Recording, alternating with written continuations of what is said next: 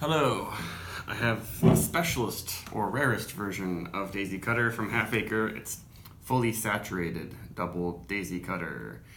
I just happened to be releasing this on my first day in Chicago this summer, and of course I had to buy a 4-pack. It was canned on July 29th. Today is August 9th, so like 11 days old. Very fresh. So this one's 7.5% alcohol. I don't know exactly what it has to do with regular Daisy Cutter.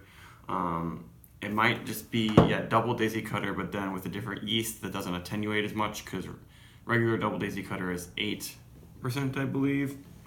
And I don't remember, I think I've had that one at some point. I've had Galactic double Daisy Cutter years ago when it was kind of old, but the mouthfeel was really good. I've really kind of usually passed on it, but this one I had to try. And when I had it, it wasn't super hazy. It's definitely hazier, but they have made much hazier IPAs that I've enjoyed. But I haven't had this one, so let's just do it. I don't know what the deal is with the hops and the malts or anything like that. I tried to roll the can around a little bit, but you can definitely see through that. It's slightly darker. It's not, I don't know if regular Daisy Cutter is this dark, but regular Daisy Cutter has a good amount of like crystal, caramely sort of malt in it. I don't know if this one's gonna have it. Lots of little bubbles. This glass is slightly dirty, but a really nice looking head. Acre has I've never had a beer from them that just failed. That they're always, very clean, no off flavors, really good packaging, good head retention, all that stuff. Never even had like an old oxidized beer from them either, and I've probably had some old beers from them at some point. But let's see. That is nice. It's really seems smack dab in between the slightly older fashioned Midwest IPAs and New England IPAs. It's a slight haze, but it's got that kind of purple drink, grape nuts. It's not an explosion of juiciness. Definitely some peach happening. I don't know if they use mosaic in this. It might also just be in part from their different ale yeast that brings out some stone fruit type esters. That's a common thing that you can get from English ale yeast, especially what do they call it? I can't remember the popular one to use right now. Definitely a hint of malt. It's not quite caramel malt, but it's a little bit more maybe biscuity.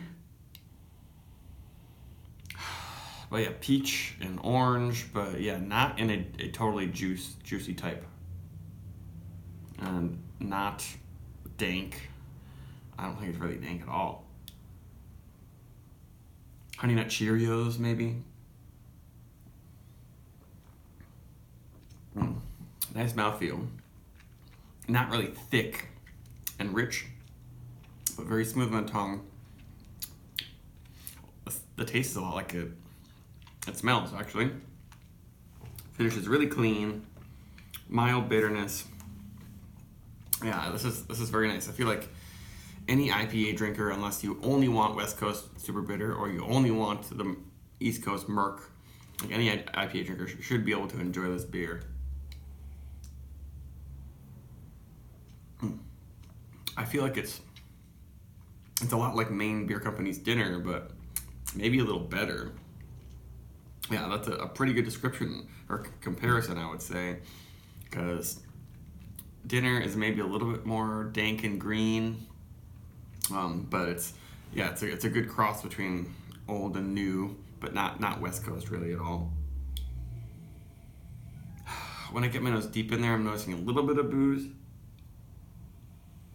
but I'm still looking for a green note. It doesn't really. It's just all bright, light cereal and citrus and stone fruit.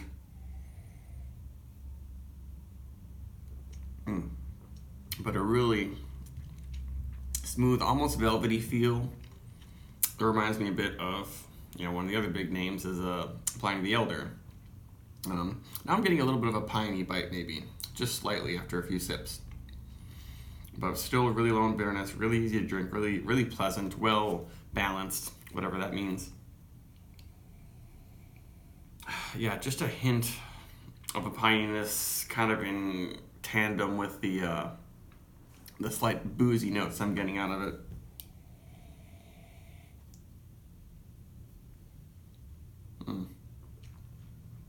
But it's a pleasure to roll over your tongue. Has a body that's kind of, it's not syrupy, but it's got some weight to it that's almost silky. There's a little bit of a spritzy bite, but they know how to get good mouthfeel and carbonation at Half Acre for sure. Even though I know I said there's a teeny bit of a booziness to it, very, very pleasant to drink. This deserves 4.25 for me. It's not my normal style, because I feel like a lot of breweries aren't making beers quite like this, but it's worth seeking out. And I think I probably like it more than the regular double Daisy Cutter. These names are just getting ridiculous these days. And it's a pretty cool can, but it was a brewery only. I don't know if they still have it. I would highly recommend it. I think it was like $17.99, which for New Englander rare double IPAs, that is a bargain. Not New Englander, but for me, a New Englander used to be paying a lot more for the rare double IPAs. All right, well, I'm rambling. Very good beer, 4.25 plus. Bye.